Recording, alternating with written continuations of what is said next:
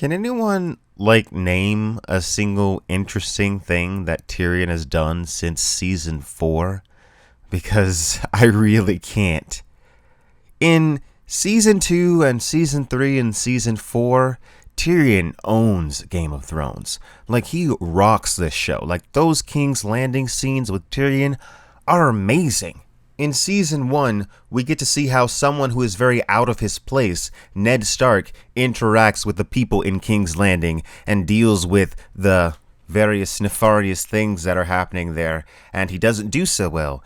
But then we get to see Tyrion, someone that knows these people, that's been around these type of people his whole life. I mean, he is one of these people, and he rocks it. He rocks it as Hand of the King. It was so satisfying to see him cut off Pycelle's beard. It was so satisfying to see him send Janos Slynt to the wall. It makes for extremely good television watching him plan the defense of King's Landing along with Bronn and Varys and various other characters. And how can you not feel something when Tyrion gives his "they say I am half of a man" speech and saves King's Landing from Stannis Baratheon? And then season 3 comes along and Tywin is back. And so Tyrion is depowered and he loses the power and respect that is demanded by the title Hand of the King. Tyrion doesn't get any recognition for saving King's Landing, and to top it off, he gets one of the most brutal verbal takedowns in Game of Thrones history, delivered by the one and only Charles Dance. I would let myself be consumed by maggots before mocking the family name and making you heir to Casterly Rock. Why? Why? You ask that? You who killed your mother to come into the world? You are an ill-made, spiteful little creature, full of envy, lust, and low cunning. And to teach me humility, the gods have condemned me to watch you waddle about, wearing that proud lion that was my father's sigil and his father's before him. But neither gods nor men will ever compel me to let you turn Casterly Rock into your whorehouse. So, season 3 is all about Tyrion dealing with all this new stuff that's happening to him, dealing with his father being a jerk, dealing with Joffrey being a super douchebag, dealing with everyone in King's Landing pretty much hating him, dealing with Cersei being a huge jerk as always. And then on top of all that, we've got the Shae element, which is slightly altered from the book, but still serves the same purpose. And then we've got Tyrion being forced to marry Sansa, which throws a wrench in his relationship with Shae. And then we've also got Tyrion becoming the master of coin and having to deal with all the stuff that goes along with that. All in all, it makes for very compelling television. And then we get to season 4. Right at the beginning, Joffrey gets murdered. So now Tyrion's plot becomes about proving he is innocent, and everyone is working against him, even Shae, who he actually really loved. I saved you. I saved this city. All your worthless lives.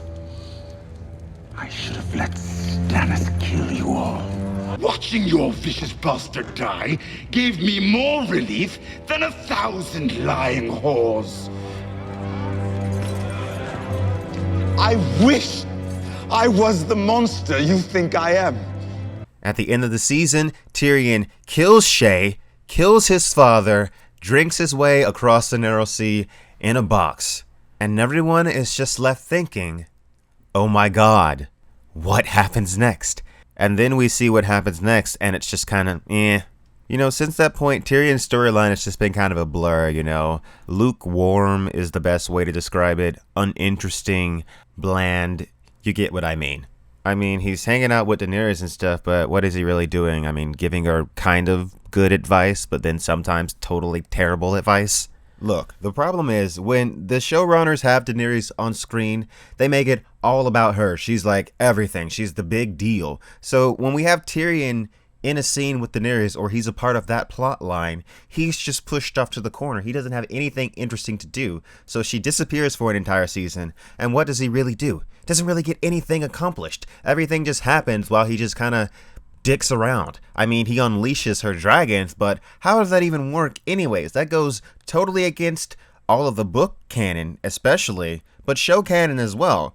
In the book, it's pretty much established that the dragons are no more intelligent than dogs, and then in one episode, they just all of a sudden say, dragons are just as intelligent as people. Like, this is the biggest retcon of all time. They put it in that episode specifically so Tyrion can go down there and release the dragons who totally cooperate. These are the same dragons that literally tried to kill Daenerys 1 season ago. You know, that was really, really freaking lame. So today on Twitter, I saw that George R. R. Martin said this. We could have gone to 11, 12, 13 seasons, but I guess they wanted a life. So you wanted it to keep going. Well, if you've read my novels, you know there was enough material for more seasons. They made certain cuts. That's him saying right there, yeah, they could have done more, and yes, I wanted them to do more. There was plenty of source material, guys. I am so sick of people saying that there wasn't enough source material. Tyrion's plot in A Dance with Dragons is huge. There is so much stuff that could have happened. Don't tell me they didn't have anything to cover.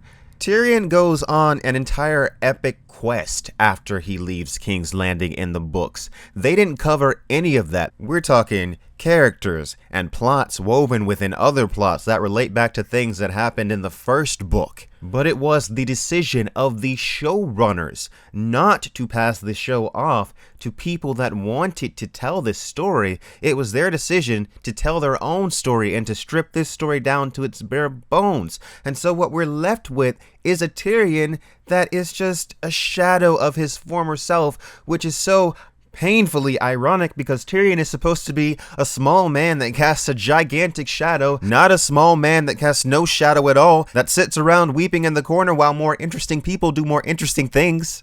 The problem with Tyrion diverging from his book counterpart is that nobody wants Tyrion to diverge from his book counterpart. Not even a little bit. Okay, you can change Cersei a little bit. Okay, you can change Shae a little bit. You can change all these other characters a little bit. But Tyrion is absolutely perfect. There is nothing to change. We liked Tyrion the way he was. Yes, George R. R. Martin breaks Tyrion. Tyrion is very much broken after the events of A Storm of Swords, but we see his struggle in dealing with that and digging himself out of that hole, and all of this is missing from the show. There is so much that's missing. I can't even begin to talk about it.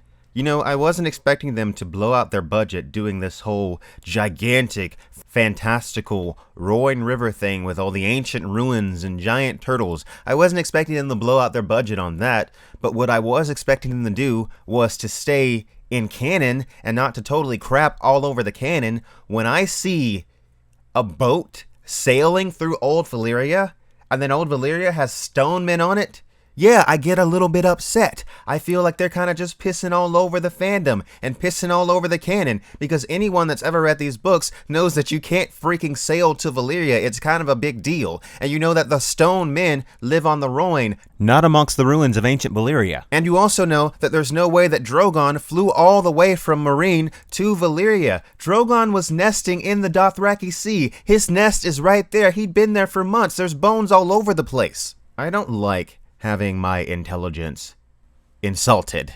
If Tyrion is a balloon, it's like in season 5 they stuck a pin in him and the air just slowly came out until he just became totally deflated. And I feel like that's happened to so many characters. If they don't get turned into like Batman, like Arya, they're just deflated like Tyrion and Jon Snow. I don't get it. And it bothers me that Tyrion wasn't interested in the sex worker at the whorehouse once he got to the east. Because it's like they're saying, oh, Tyrion is a good character now. Like, he can't be interested in a prostitute. I'm like, what? No, Tyrion would totally be interested in that prostitute. That doesn't make any sense. And I just feel like the show just gets more and more formulaic. And it's just their lowest common denominator once again. And I just wish I had my Tyrion back. This is not my Tyrion. Hashtag not my Tyrion. Thank you guys for watching this video, and make sure you like and subscribe for more ideas of Ice and Fire.